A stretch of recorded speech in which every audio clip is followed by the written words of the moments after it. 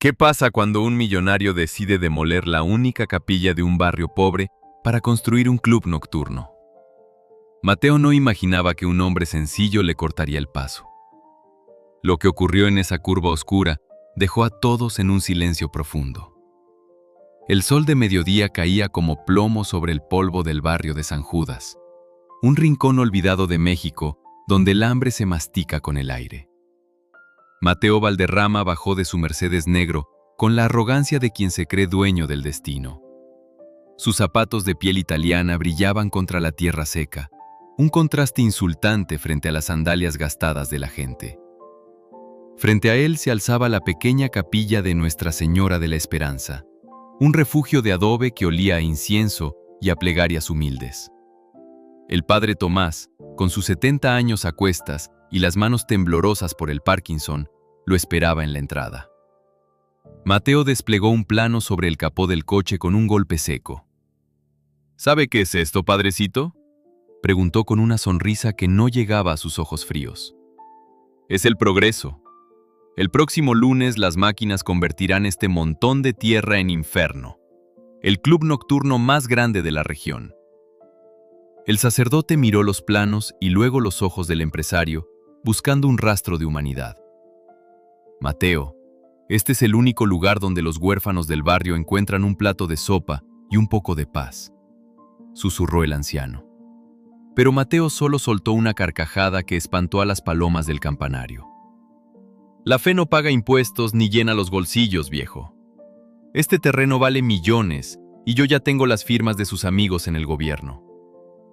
Mateo encendió un puro caro, dejando que el humo denso envolviera el rostro del padre. ¿Es posible que el éxito material ciegue tanto el corazón de un hombre que no pueda ver el dolor que deja a su paso? ¿Hasta dónde llegará la ambición antes de encontrarse con una fuerza que no se puede comprar? Quédense con nosotros, porque lo que sucedió esa noche en la curva del camino cambió la historia de San Judas para siempre. Mateo Valderrama no siempre fue el hombre de hielo que todos temían en el estado. Creció entre el polvo y la carencia, viendo cómo su padre se doblegaba ante patrones injustos por unos cuantos pesos. Ese dolor se transformó en una sed de poder insaciable que lo llevó a escalar pisando a quien fuera necesario. Ahora, a sus 42 años, creía que el dinero era la única ley universal que regía sobre los hombres y sobre Dios. En su oficina de cristal, rodeado de lujos, firmaba cheques que decidían el destino de barrios enteros sin que le temblara el pulso. Para él, la pequeña capilla de adobe no era más que un estorbo arquitectónico, una mancha en su plan de expansión. «Escucha bien, viejo Tomás», le dijo Mateo, mientras exhalaba el humo de su puro frente a la parroquia. «Dios no firma los permisos de construcción, los firmo yo. Mañana a las 8 de la mañana, la primera excavadora derribará este muro de lamentos». El empresario sacó un fajo de billetes y lo dejó caer sobre la mesa de madera vieja, donde el sacerdote repartía pan. «Cómprese una jubilación digna y deje de estorbar al progreso», sentenció con desprecio. No le importaba que ese lugar fuera el único refugio para los niños de la calle, o que las viudas encontraran consuelo en sus bancas astilladas. Mateo ya había comprado las voluntades de los comisarios y de los jueces locales, con cenas caras y sobres cerrados. Su soberbia era un escudo que lo aislaba del clamor de su propia gente. «El dueño de esta casa no ha dado su permiso, Mateo», respondió el padre Tomás, con una calma que irritó al millonario. Mateo solo ajustó su corbata de seda y caminó hacia su coche, sintiéndose invencible. Estaba convencido de que su voluntad era ley y que nada en este mundo, ni en el otro, podría detener el avance de su imperio de luces de neón y música fuerte. El éxito de Mateo se basaba en el miedo de los demás, pero esa noche descubriría que hay silencios más poderosos que cualquier grito de mando. Ahora comenzará el momento donde la justicia divina se encuentra con la ambición humana. Si crees que el poder del hombre tiene un límite ante la verdad de Dios, apoya este relato con un me gusta y suscríbete para ver cómo cae la soberbia.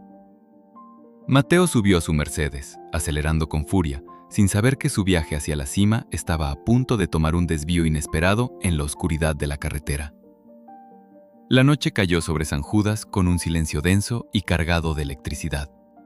Mateo Valderrama no podía conciliar el sueño en su mansión de las Lomas, rodeado de sábanas de seda y seguridad privada. Una inquietud extraña, como un susurro que no lograba descifrar, le oprimía el pecho. Se levantó a las 2 de la mañana, se puso su abrigo de lana fina y subió a su deportivo rojo. Necesitaba ver el terreno de la capilla una vez más. Quería saborear la victoria antes de que las máquinas borraran el adobe del mapa. El reloj del tablero marcaba exactamente las 2:14 cuando llegó a la curva cerrada que descendía hacia la parroquia. De repente, el mundo pareció detenerse. Mateo pisó el freno con fuerza, pero el pedal se hundió en el suelo sin ofrecer resistencia. El pánico le subió por la garganta como un ácido helado. El coche de lujo, equipado con la mejor tecnología alemana, patinaba sobre el asfalto seco de manera antinatural. No había aceite, no había lluvia, pero el vehículo se deslizaba como si el camino se hubiera convertido en hielo puro.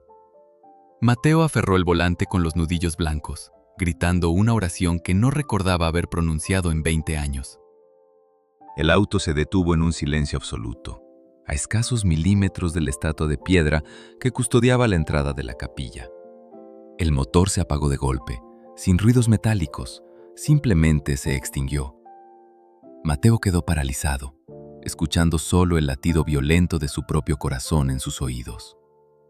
El aire dentro del coche se volvió gélido, un frío que parecía venir de otra dimensión, ignorando el calor residual del motor. Intentó encender el vehículo 1, 2, 3 veces, pero las luces del tablero parpadeaban y se apagaban como velas al viento. Frustrado y lleno de una rabia que ocultaba su miedo, Mateo bajó del coche, dando un portazo que resonó en toda la calle desierta. El silencio era tan profundo que le dolía. Al levantar la vista hacia el portón de madera de la capilla, sus ojos se abrieron con incredulidad. No estaba solo.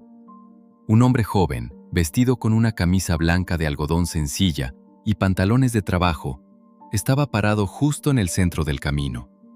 Su presencia no era amenazante, pero ocupaba todo el espacio con una dignidad que Mateo no comprendía.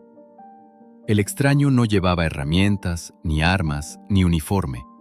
Simplemente estaba ahí, esperando, con las manos cruzadas y una mirada que parecía atravesar el metal del coche y la piel del empresario. Mateo sintió que la autoridad que siempre lo acompañaba se desmoronaba como arena entre sus dedos. Aquel joven no parecía un vagabundo, ni un vigilante, ni un fiel de la parroquia. Sus pies estaban cubiertos de polvo del camino y su rostro, aunque joven, reflejaba la sabiduría de los siglos. Mateo intentó gritar para espantarlo, pero las palabras se le quedaron atoradas en la garganta. ¿Qué haces cuando la lógica del mundo que construiste con dinero se rompe frente a tus ojos? ¿Quién es este hombre que, sin decir una palabra, logra que un gigante de los negocios se sienta pequeño y vulnerable bajo la luz de la luna?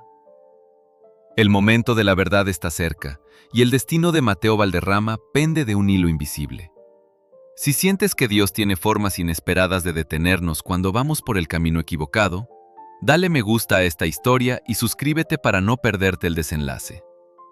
Mateo dio un paso hacia adelante, apretando los puños, decidido a recuperar el control de la situación, sin saber que la noche apenas comenzaba a revelarle sus secretos más profundos. La rabia de Mateo estalló como un volcán en medio de la calle desierta. «¡Quítate de ahí, muerto de hambre!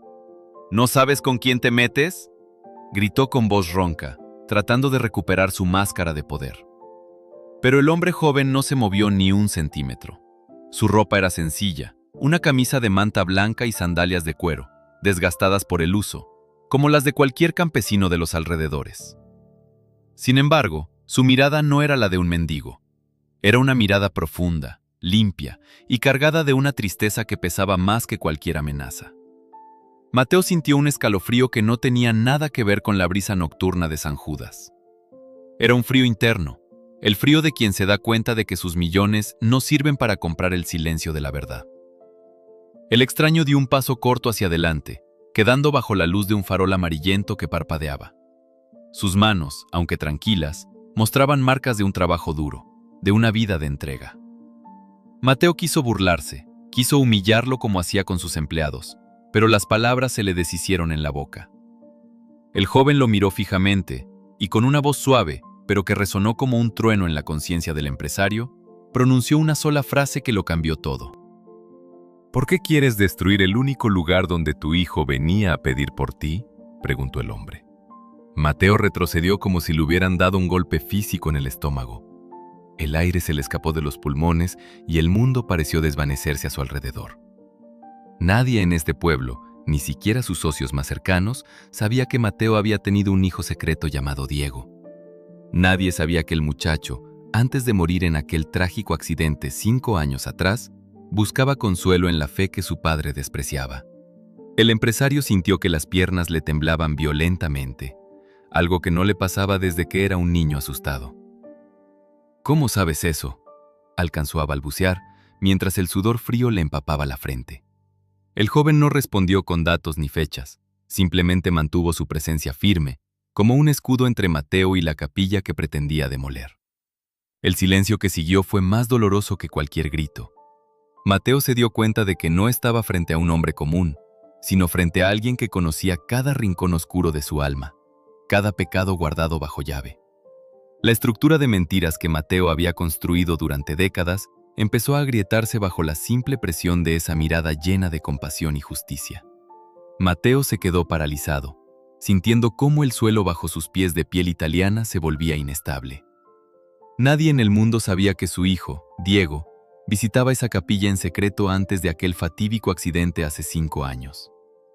El empresario sintió que las piernas le fallaban y tuvo que apoyarse en el capó frío de su coche. «¿Cómo sabes eso?», preguntó con un hilo de voz, mientras el sudor frío le empapaba la frente. El joven dio un paso adelante, saliendo de las sombras, y la luz de la luna reveló sus manos. Eran manos fuertes, pero marcadas por cicatrices profundas, como si hubieran cargado todo el peso del mundo con una paciencia infinita. Mateo no veía a un enemigo, veía una verdad que le quemaba el pecho. «Diego no venía aquí a pedir fortuna ni castigos para ti, Mateo», dijo el joven con una ternura que dolía más que cualquier látigo. «Él venía a pedir que recuperaras tu alma antes de que fuera demasiado tarde. Venía a rezar para que dejaras de construir muros y empezaras a tender puentes». El empresario sintió que un nudo de hierro se le cerraba en la garganta. El objeto que llevaba siempre en el bolsillo, un pequeño rosario de madera que Diego le había regalado y que él guardaba con vergüenza, empezó a pesarle como si fuera de plomo. Mateo recordó las veces que ignoró las llamadas de su hijo por estar cerrando negocios turbios. Recordó cómo despreció la bondad del muchacho, llamándola debilidad. «Hoy es el día del que Diego hablaba», continuó el extraño, acercándose un poco más. La presencia de aquel hombre no lo aplastaba, pero desnudaba cada mentira que Mateo se había dicho a sí mismo para justificar su crueldad. «¿Vas a destruir el lugar donde tu hijo encontró la paz que tú nunca has podido comprar con tus millones?». Mateo temblaba, dándose cuenta de que el infierno que quería construir no era solo un club nocturno, era el estado actual de su propio corazón. El joven lo miraba con una esperanza que Mateo no merecía, esperando una decisión que no podía ser tomada con dinero, sino con el sacrificio de su propio orgullo. En un arrebato de soberbia mezclada con un miedo que le quemaba las entrañas, Mateo intentó empujar al extraño para apartarlo de su camino. «Déjame en paz», gritó lanzando sus manos hacia el pecho del joven. Pero, para su horror, sus manos atravesaron el aire como si intentara tocar la bruma de la mañana. No hubo impacto, no hubo carne ni hueso, solo una presencia abrumadora que lo envolvió por completo. La fuerza de esa paz era tan intensa que Mateo sintió que sus músculos perdían toda energía. Cayó de rodillas sobre la grava afilada del camino, ignorando el dolor en sus articulaciones. En ese instante, el tiempo se detuvo. El cielo nocturno de México se abrió ante sus ojos y Mateo tuvo una visión que lo golpeó con la fuerza de un rayo. Vio su club nocturno, Inferno, ya construido, brillando con luces de neón baratas y rodeado de coches de lujo. Pero al acercarse, vio la realidad detrás de la fachada de éxito. Vio mesas manchadas de sangre, oyó el llanto de madres que perdían a sus hijos en el vicio y contempló la ruina de miles de familias del barrio que él mismo había provocado para llenar sus arcas. Vio que su gran imperio no era más que una cárcel de oro donde su propia alma se marchitaba en la soledad más absoluta. Comprendió que cada ladrillo de ese lugar estaba cimentado sobre el dolor ajeno. El hombre de la camisa blanca, a quien Mateo ahora reconocía en lo más profundo de su ser como Jesús, no por milagros espectaculares, sino por la autoridad de su verdad, le puso una mano suave en el hombro. El contacto no fue físico, pero Mateo sintió un calor que sanaba las heridas que ni él mismo sabía que tenía. «Aún estás a tiempo, Mateo», dijo Jesús con una voz que recordaba al susurro del viento entre los pinos de la sierra. «Aún puedes construir algo que no se queme en el fuego de la codicia. Diego sigue esperando que seas el padre que él siempre vio en sus oraciones». Mateo lloró desconsoladamente, golpeando el suelo con sus manos ahora sucias de tierra. Ya no era el tiburón inmobiliario, era un hombre desnudo ante su propia miseria. Jesús no lo juzgó, no hubo rayos ni castigos divinos, solo una presencia que le ofrecía una salida al laberinto de su egoísmo. La figura del joven comenzó a desvanecerse lentamente en la penumbra, dejando tras de sí un rastro de luz que iluminaba el camino hacia la capilla. Mateo se quedó allí, solo en la oscuridad, pero por primera vez en su vida no tenía miedo de lo que vendría. El gigante había caído para que el hombre pudiera finalmente ponerse en pie. A las 7:30 de la mañana, el rugido de los motores rompió el silencio del barrio de San Judas. 3 enormes excavadoras amarillas avanzaron por la calle principal, levantando nubes de polvo que se pegaban a las paredes de adobe. Los vecinos se asomaron a sus ventanas con miedo, viendo cómo el capataz bajaba de una camioneta con un casco brillante y los planos del proyecto Inferno. El hombre buscaba desesperado a Mateo para dar la orden final de derribo, pero lo que encontró lo dejó mudo. Mateo Valderrama estaba sentado en los escalones de piedra de la capilla, con su traje de miles de dólares cubierto de tierra y ceniza. Tenía los ojos rojos de tanto llorar, pero su rostro reflejaba una calma que nadie le había visto jamás. A su lado, el padre Tomás le sostenía la mano, hablando en voz baja sobre la misericordia que no conoce fronteras. El capataz se acercó con cautela. «Señor Valderrama, todo está listo. Solo falta su señal para echar abajo esta pared», dijo señalando el muro de la parroquia. Mateo se levantó lentamente, sacudiéndose el polvo sin importarle la seda de sus pantalones. Miró a los trabajadores, miró al sacerdote y luego clavó su vista en el lugar donde aquella noche el extraño lo había detenido. Ante el asombro de todos, Mateo sacó un fajo de documentos legales y se los entregó al padre Tomás. «No habrá club nocturno», anunció con una voz firme que no admitía réplicas. «He dado órdenes a mis abogados para cancelar las licencias. En este mismo terreno se construirá el centro infantil Diego Valderrama. Aquí habrá comida para los huérfanos, medicinas para los ancianos y un futuro para los jóvenes que yo mismo casi destruyo». Los obreros se miraron entre sí, confundidos por el cambio radical del hombre que antes los trataba como basura. Mateo respiró hondo, sintiendo que el peso de su imperio de sombras finalmente abandonaba sus hombros.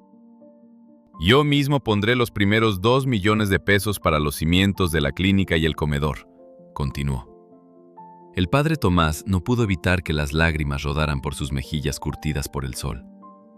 El empresario ya no miraba su reloj de oro para medir el tiempo, sino que observaba el sol nacer sobre el campanario, comprendiendo que el verdadero valor de un hombre se mide por lo que es capaz de proteger, no por lo que puede comprar. La ambición había muerto en la oscuridad de la carretera y en su lugar nacía una esperanza que todo el barrio de San Judas pronto empezaría a sentir.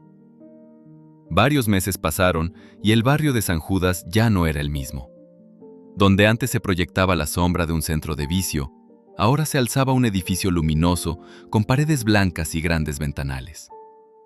Mateo Valderrama ya no vestía trajes de 3.000 euros ni conducía deportivos veloces. Ahora usaba camisas sencillas de lino y pasaba sus tardes sentado en el patio del centro comunitario, enseñando finanzas y matemáticas a los jóvenes que antes no tenían futuro. Su Mercedes negro fue vendido para comprar una ambulancia y equipo médico para la clínica que ahora llevaba el nombre de su hijo, Diego. Al caminar por el pasillo central de la capilla, Mateo se detuvo frente a la imagen de madera que aquella noche casi fue derribada. Sonrió con una paz que el dinero nunca pudo darle, porque sabía que en la curva de aquella carretera no perdió un negocio de millones, sino que ganó la libertad de su propio corazón y el perdón que tanto necesitaba. La capilla de Nuestra Señora de la Esperanza sigue en pie, recordándole a todo México que el poder de Dios no se manifiesta en rayos, sino en el cambio silencioso de un hombre que decide hacer lo correcto. Mateo comprendió que la presencia de Cristo no es un evento mágico del pasado, sino una decisión diaria de servir, de tener paciencia y de elegir el amor sobre la codicia. Al final de cada día, cuando el sol se oculta tras las montañas, Mateo siente que Diego lo mira con orgullo desde algún lugar lleno de luz. El verdadero milagro no fue detener un coche, sino abrir los ojos de alguien que estaba ciego por el oro. La vida continúa en San Judas, pero ahora con una esperanza que nadie podrá demoler. Si esta historia te recordó que Dios ve cada una de tus luchas y actúa en el momento perfecto para traer justicia, apoya este mensaje con un me gusta, suscríbete al canal y escribe en los comentarios la palabra fe, si tú también crees que para Dios no hay corazón imposible de transformar.